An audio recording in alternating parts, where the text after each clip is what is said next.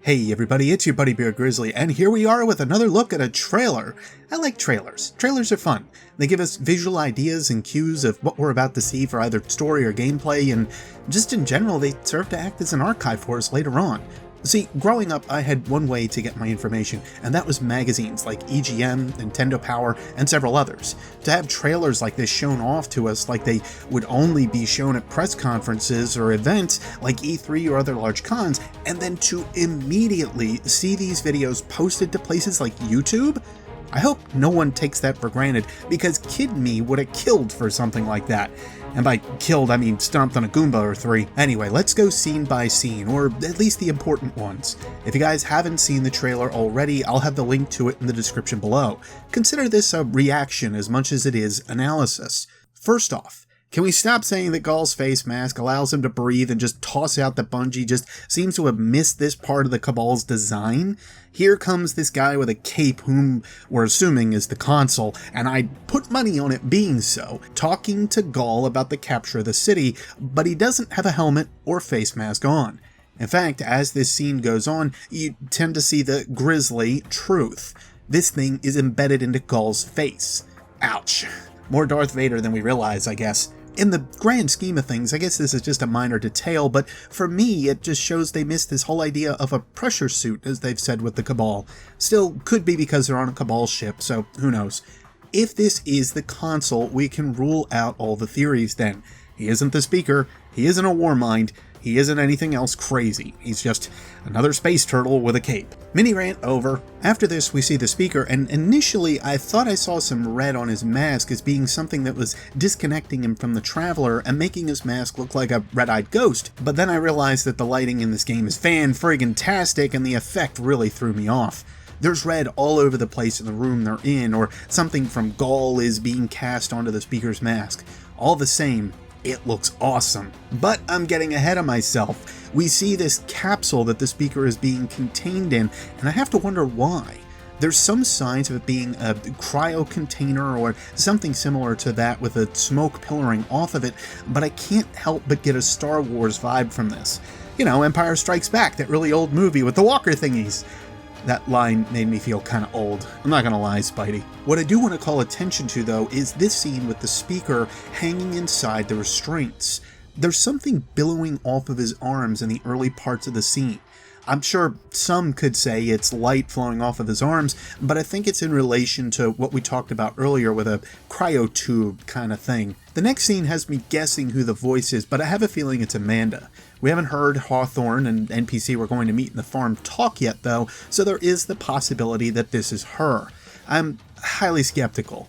Again, minor point, moving on. What I really like about this scene, though, is being able to see the city. Most of the other backdrops we tend to find are either very dimly lit or we see it from the tower.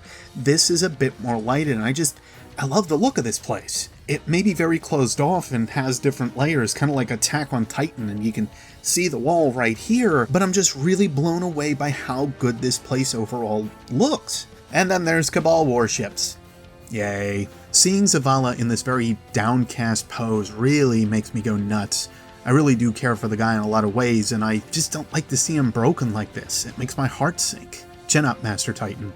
Oh yeah, he's on Titan in this image, but you can kind of tell from the stuff around him, especially in the back with the large green structure, and then, of course, we move into the next ones, and we definitely get to see all the methane-rich ocean that's hanging there. He mentions how the Guardian numbers will continue to dwindle, but it does make me think of something possible.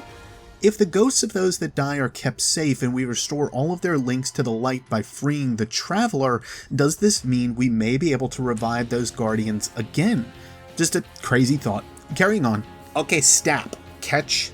Cabal ships. European dead zone. We know from some of the stuff we've seen in Widow's Court and some of the other Crucible maps that the Fallen are around in Europe. What's interesting to note is this will be the first time we get to really see the Cabal fighting the Fallen. Yeah, they fought a little bit on Mars with House of Wolves and then trying to find Siva, but I don't count those times. This is going to be the first large-scale battles. Granted, the Cabal would have some mild intelligence on the Fallen, if only due to these encounters. I just wonder how much. And then we get to see the Shard of the Traveler and the backdrop of the scene.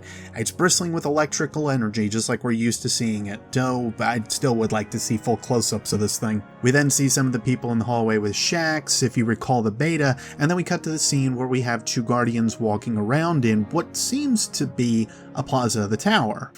Is this just for show, or does this showcase we're getting back there in Destiny 2's main story? Oh wait, it pretty much does, thanks to the next few scenes. This shows the Traveler already capped off, but us being able to stand up and load a gun. The question is, how far into the main story is this scene? Well, that is until you see this picture. The Titan is the major thing I want to point out here. He's still got the damaged armor. I wonder if this means this set of armor will be a full-fledged set of max level gear that we can keep, or they're just doing it for show. That'd actually be kind of cool, going back to Ghaul in the same battered equipment like, hey, remember me? You pushed me off your ship. What were you gonna remind me of again? Cheesy one-liners aside, we see some dead orbit gear on the Hunter and Warlock in this scene too. I dig it. The Warlock bond doesn't look too far off from the Hollow bond we have now either. I definitely like it. Behind them is some kind of dropship. Further behind them is some kind of array station to the left. Cade and Hawthorne slinking through the city along with some civilians that have guns as well.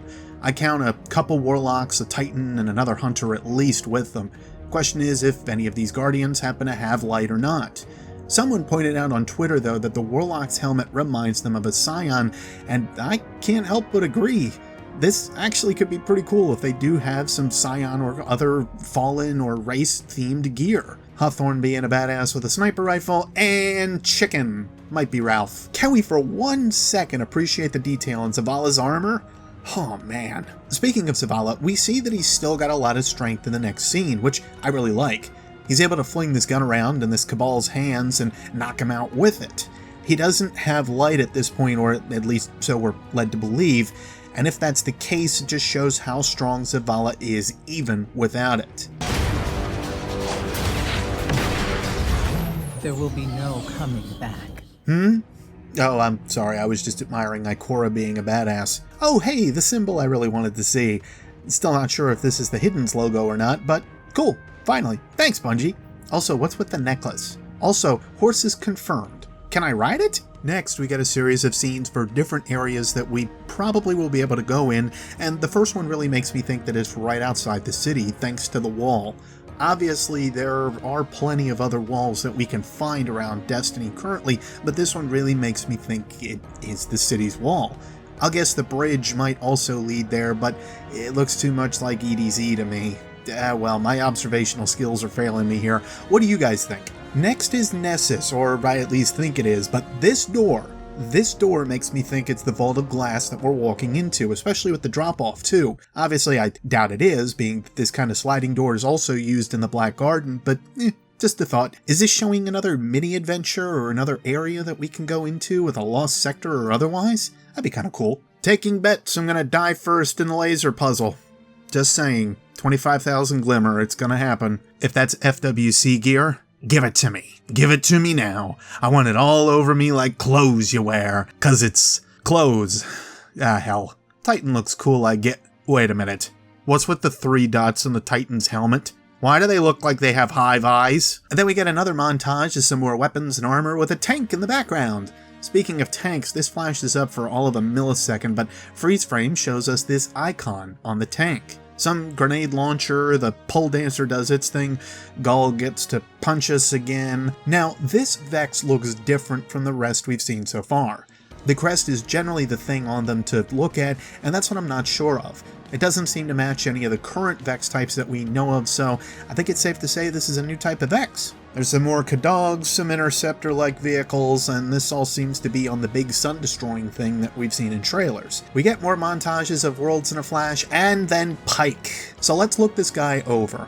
It's marked with orange, yellow, and purple, which is very similar to Queen's Wrath colors. It looks to be a normal Pike, not one of the heavy ones like we've seen in House of Wolves. And aside from the white lines in the back tail of the Pike, we don't see a logo either. Seems they're keeping that a bit of a secret, even if we've seen the Fallen's crest on the backs of their cloaks from the beta. We then get more of the same stuff with some montages, places we've seen several times in trailers already, but then we see a skiff with the same markings as the pike. Seriously guys, who came up with your color design? Don't ask Lakshmi for color advice, alright? I love FWC, but your color choices are awful. We don't see much of the skiff otherwise, no markings and such, but everything we're seeing of the Fallen is following this color scheme so far.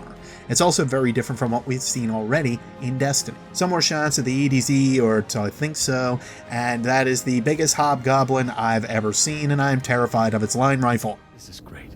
Anyone want a hug? No hugs.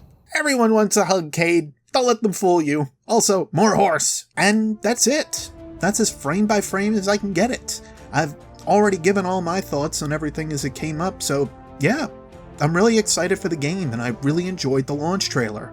It gives me this vibe of a movie, and I love how it plays out from point A to point B this whole time. It's a really enjoyable ride, and it gets me hyped. Still, I have a few questions for you guys throughout the trailer, and there's a couple more. What is the logo on the back of the tank? What do you think of the color scheme with the Fallen? What do you think it means in association with their alliance? And what do we name the horse? Anyway guys, that's it for me. If you liked what you saw, if you liked what you heard, you know the buttons to push to hear more and tell me what you guys think. If you have any input for me, let me know. But as always, I can only ever be Beard Grizzly, and I'll see you next FaceTime, Guardians. Exciting times, my friends. Exciting times. Take care.